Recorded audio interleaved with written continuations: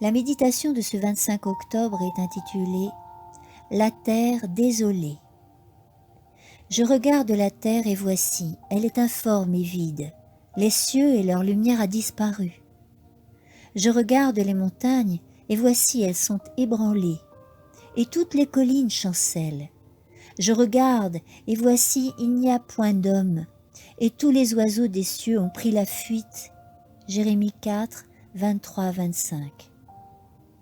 Au retour du Seigneur, les méchants sont extirpés de dessus la face de toute la terre. Ils sont détruits par le souffle de sa bouche et anéantis par l'éclat de son avènement. Jésus amène son peuple dans la cité de Dieu et la terre est privée de ses habitants.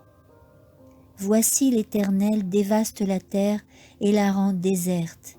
Il en bouleverse la face et en disperse les habitants. La terre est dévastée, livrée au pillage, car l'Éternel l'a décrété. Il transgressait les lois, violait les ordonnances, il rompait l'alliance éternelle. C'est pourquoi la malédiction dévore la terre et ses habitants portent la peine de leurs crimes. C'est pourquoi les habitants de la terre sont consumés. Ésaïe 24, 1, 3, 5, 6.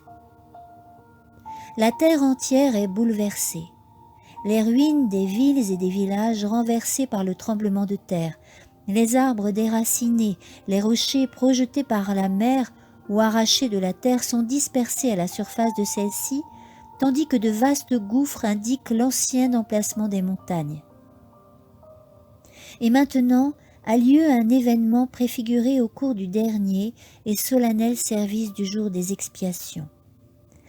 Lorsque le service dans le lieu très saint était achevé et que les péchés d'Israël étaient enlevés du sanctuaire en vertu du sang de la victime, on présentait vivant, devant l'Éternel, le bouc émissaire. En présence de la congrégation, le sacrificateur confessait sur lui toutes les iniquités des enfants d'Israël et toutes leurs transgressions. Il les plaçait ainsi sur la tête du bouc.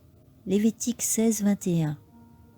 Lorsque l'œuvre du sanctuaire céleste sera achevée en présence de Dieu, les anges célestes de la multitude des rachetés, les péchés du peuple de Dieu seront semblablement placés sur Satan.